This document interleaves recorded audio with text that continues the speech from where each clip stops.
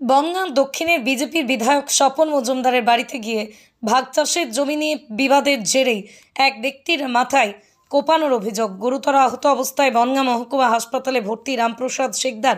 উত্তর চব্বিশ পরগনার গোপালনগর থানা এলাকার পাল্লা এলাকার বাসিন্দা রামপ্রসাদ শিকদারের সঙ্গে পলাশ ঢালির সঙ্গে জমি নিয়ে বিবাদ হয়।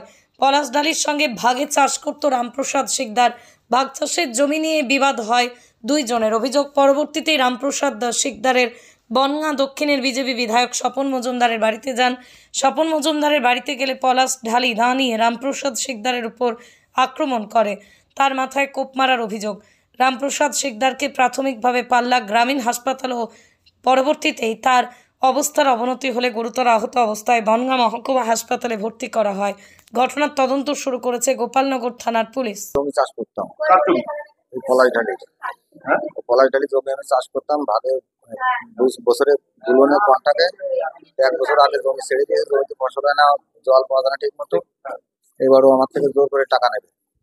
আমি বলছি দাদা আমি টাকা দিতে পারবো না, খানকির ছেলে তো টাকা তো দিতেই লাগবে।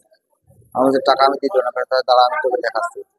ও দৌড়িয়ে বাড়ি গিয়ে দা নিয়ে আসছে। এবার আমার একটা বন্ধু বাড়ি ছিল, সে বলছে দাদা বন্ধু করার দরকার নাই, তুমি এমএলএ বাড়ি গিয়ে বসো।